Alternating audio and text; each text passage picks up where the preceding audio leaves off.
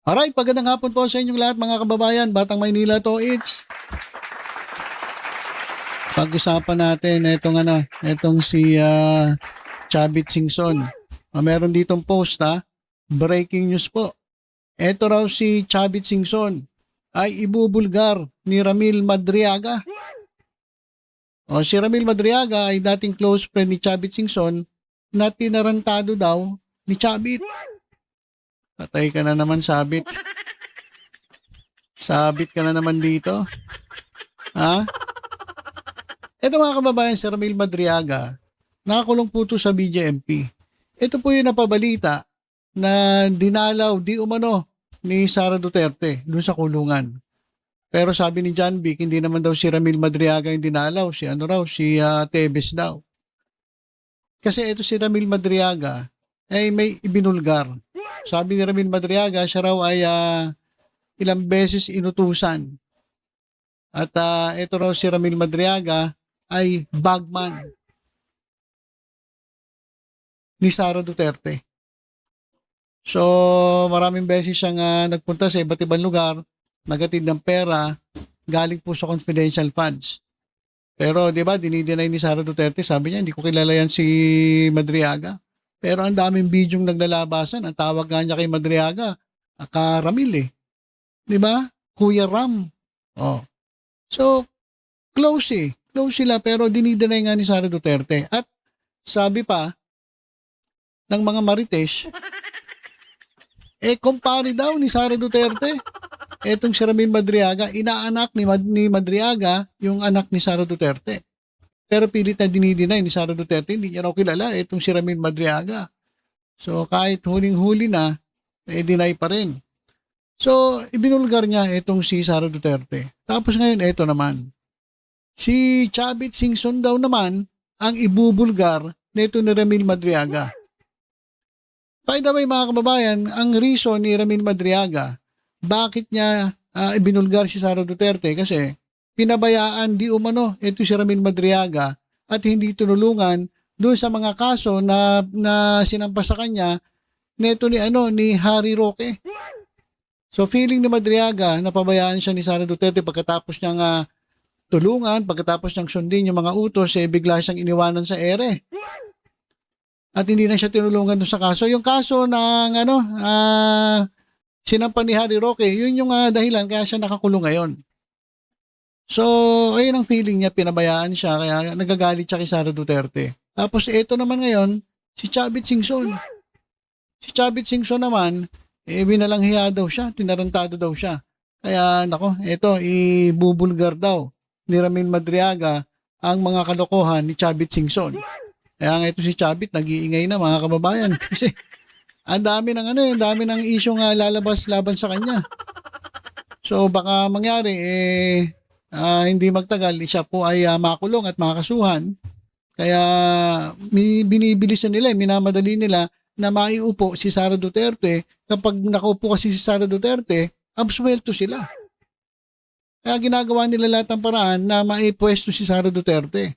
Kasi hindi na sila abot ng 2028, minamadali na nila. Kaya, yari ka kay Ramil Madriaga. Uwi na lang hiya, tinarantado mo daw si Ramil Madriaga.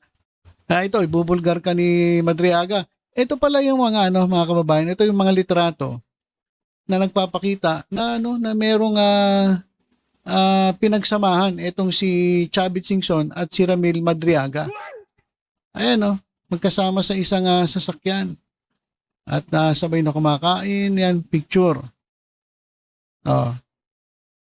Sa tingin niyo mga kababayan, close ba close? Mukhang close mga kababayan kasi hindi ka naman basta-basta makakapagpa-picture ng ganyan, makakasama mo si Chavit sa isang sasakyan kung wala kayong pinagsamahan. Di ba? At malamang, maraming alam ito si Madriaga kay Chavit Singson. Katulad ng mga alam niya kay Sara Duterte. Kaya yan, yari. Sabit ka na naman. Sabit ka na naman, Sabit Singson. Ito. Sabi dito ng ating kababayan, sabit din si Chavit. ikanta mo na, Madriaga, para tuloy ang kalaboso niya. Maraming gusto makalaboso itong si Chavit kasi maingay. Ano raw? AI raw yan, sabi ng mga DDS. AI ba yan? Halata mo naman kung AI o hindi eh. Di ba? So yan mga kababayan, update natin dito kay Chavit Singson. Dami mo ng kakaharapin. Medyo delikado ka sa inciting to sedition. No sa ginagawa mo, lalong-lalo na yung nakaraang press con mo lang. Na ikaw ay nanawagan dito kay Bronner, sa kapulisan, sa taong bayan, na magaklas at lumusob sa Malacanang. Delikado ka, inciting to sedition yon. Alam ko, pinag-aaralan ng sampahan ng kaso to si Chavit eh. Tapos ito pa, madadagdagan pa. Ibubulgar daw. Ayan ibubulgar ni Ramil Madriaga si Chavit Singson. Nako, ano na naman kaya ang mga sikretong pet malu ni Chavit Singson na ibubulgar ni Ramil Madriaga. Kaya si Ramil Madriaga, mga kababayan, dapat ito, nililipat ng kulungan eh. Kasi delikado siya sa BJMP. Ang kwento-kwento nga ito lang to kwentong marites lang to hindi to kumpirmado na kaya di mo dinadalaw ni Sara Duterte itong si Tebes. Dahil si Tebes nasa BJMP rin eh. So parang gagamitin itong isa para alam mo na, trabahuhin yung isa. Ayun yung kwento-kwento. Hindi naman natin sinasabing totoo yan, pero hindi imposible. Hindi imposible, mga kababayan. Kasi ganun eh, pwede mangyari yung sa loob ng kulungan eh. Lalong-lalo na kapag pinag-usapan ganyan. Sa hirap ng buhay, pag ganyan, ang kumilos, naku po. Medyo may kalalagyan ka. Kaya kay Ramil Madriaga, mag-iingat-ingat po kayo, sir. At sana malipat po siya ng kulungan. Medyo delikado po kasi delicates. Lalong-lalo na mga bigating tao. Yung mga ibinubulgar na ito ni Ramil Madriaga. At speaking of sabit, mga kababayan, ito. Speaking of sabit na naman, itong si Sara Duterte. Meron pong nakita ang Commission on Audit COA sa Department of Education dahil umano sa ghost students sa ilalim ng Senior High School Voucher Program. Grabe, no? Pati mga estudyante ginagamit para pagkapirahan. Ito, pakinggan natin tong report, mga kababayan, tungkol nga dito sa sa ghost students at doon sa mga voucher na pinamimigay sa senior high school. Yung iba daw, hindi naman pumapasok pero merong voucher. At meron pang doble-doble. Doble-doble yung pangalan. Napakawalang hiya talaga na itong mga opisyalis na ito na grabe, ginagamit talaga yung yung kanilang posisyon sa gobyerno para makapag-nakaw, kumita ng extra. Ang lalaki na ng sweldo ninyo dyan. Ayahay nga kayo dyan. Tapos, ginagawa nyo pang negosyo. Yung mga programa ng DepEd. Grabe itong mga ito. Pakinggan natin itong report. Sa audit report ng Commission on Audit sa DepEd, nadiskubre nilang may ghost students sa Senior High School Voucher Program mula school year 2022 hanggang 2023 at 2023 hanggang 2024. Sinita ng COA ang double billing o multiple entries para sa isang estudyante na benepisyaryo ng voucher program. Ibig sabihin yan, 2 beses o higit pang binayaran ng DepEd ang isang eskwelahan para sa iisang estudyante lang. Mayroon pa raw magkakapareho ang pangalan pero magkakaiba ang Learner Reference Number o LRN. Habang higit 700 ang benepisyaryong may parehong pangalan at LRN pero higit 1 beses nakabil sa parehong school year. Dahil dyan, umabot sa higit 868,500 pesos ang halaga ng overpayments. Kabilang din daw sa indikasyon na may ghost students ang mga benepisyaryong hindi pumapasok kahit naka-enroll naman. Mayroon pa raw nakabil sa isang eskwelahan pero pumapasok sa ibang paaralan. Babala ng COA, hindi lang nakokompromiso ang integridad ng programa dahil sa mga pagkukulang na ito, posible rin daw pagmulan pa ito ng maling paglalaan ng pondo. Sabi naman ni DepEd Secretary Sani Angara, patuloy ang pagsasampa ng kaso laban sa mga sangkot dito. Nag-file kami ng cases several months ago actually. We have 7 pending cases and I think 1 dosena pa yung under investigation na malapit nang i-file. Para maiwasan ang ganitong pangyayari, binago na ng DepEd ang sistema sa pagbibigay ng Senior High School Voucher Program.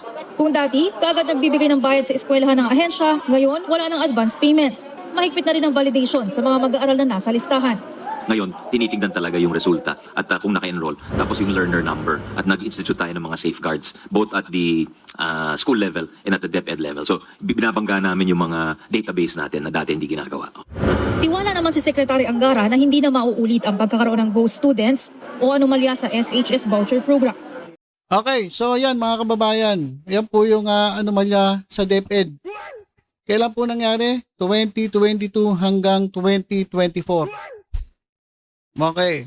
Chinek ko mga kababayan kung kailan o kung sino ang secretary ng DepEd noong 2022 hanggang 2024. At ito ang aking nadiskubre. Ito mga kababayan. Si Sara Duterte ay naging kalihim ng Department of Education noong Hunyo hanggang Hulyo 2022. Pagkatapos siya italaga ni Pangulong Ferdinand Bongbong Marcos Jr. kasunod ng kanilang pagkapanalo sa halalan at pag-upo sa pwesto. Inanunsyo ang kanyang pagtatalaga bilang susunod na DepEd Secretary noong May 11, 2022 habang siya ay Vice President-elect pa lamang. Opisyal siya nagsimulang maglingkod bilang DepEd Secretary noong unang bahagi ng Hulyo 2022 sa seremonya ng turnover mula sa naunang kalihim. Siya ay naglingkod sa posisyon mula July 2022 hanggang siya ay nag-resign noong June 19, 2024. So pasok na pasok sa banga. Mga kababayan, grabe naman. Kauupo pa lang, meron ng mga nangyaring anomalya sa DepEd. Kasi mga kababayan, imposibleng di niya alam to eh. Diba? Imposibleng di niya alam. At kung sakali man na hindi niya talaga alam, bakit hindi niya yan sinita? Imposibleng natago sa kanya sa loob ng 2 taon. Eto nga, pagkaupo lang ni Angara, nalaman agad nila na merong anomalyang nangyayari. May ghost students. Kasi parang may sanay na sanay dyan eh. Sa mga ghost, di ba? May ghost employee. May ghost projects. Ngayon, ito, ghost students. Di ba? May mga sanay na ganun eh. No? Ba't kaya ganun? May mga sanay na talagang gumawa ng pera. Ghost employees. Alam ko, balita sa Davao, merong ganun eh. Ghost projects. Tapos, ngayon, ghost students. Pati ba naman estudyante? Ang laki-laki na ng budget ng confidential fund ng DepEd. Tapos pati ba naman yung mga proyekto na para talaga dapat sa mga estudyante, kinukupitan nyo pa. Tibay. Ang tibay ng mga ito. Ibang klase. So, sabi ni Angara ay sinampahan na raw nila ng kaso. Hanggang doon lang ba yun? Hindi ba aabot doon sa dating secretary? Kasi dapat, command responsibility. Di ba? Ibig sabihin, hindi mo alam. Ibig sabihin, wala kang kwentang sekretary. Kung hindi mo alam yung nangyayari, dyan sa nasasakupan mo. Parang si Bonoan, yung sekretary ng DPWH, dati sabi niya, hindi niya raw alam. Pero ngayon, nagtatago na siya. Bakit? Imposible kasi hindi niya alam. Lahat ng nangyayari dyan sa ahensya na hawak mo, imposibleng hindi mo alam. Alam mo yan. Kaya sinabi ni Angara, kinasuhan na nila. Pero si Sara Duterte, sabit ba? Hindi natin alam. Kasi nangyari, yung maliliit na empleyado lang ang nakakasuhan. Pero yung mga matataas na opisyales na pwedeng may alam dun sa nangyayari, hindi nakakasuhan. Wala, ganun talaga parang ganun na ba talaga ang hustisya dito sa Pilipinas? Yung maliliit na tao ang nadidiin, pero yung malalaking tao, yung mga sekretary, wala. Nako.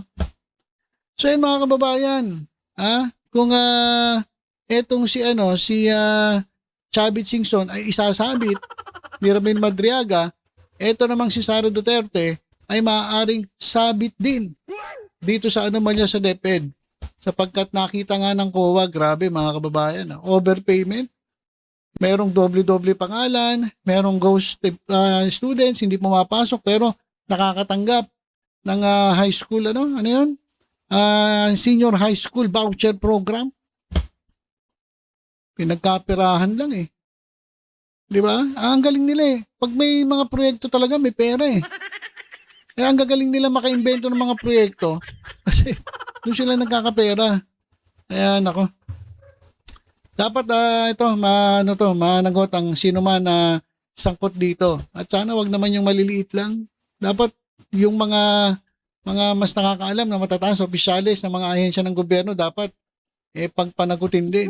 Kasi imposibleng di nila alam yan. Baka nga, minsan sila pa ang nag-uutos. Di ba? Hindi naman natin sinabing inutos ni Sara Duterte yan. Pero bilang kalihim ng Department of Education, dapat sinita mo yan noon pa. Bakit hinayaan mo lang? Si Angara pa ang nakadiskubre. Pet malo talaga. Okay, so ilan po muna mga kababayan. Tutok-tutok lang po dito sa Batang Maynila. To sa iba pang updates. Ingat po tayong lahat. God bless po.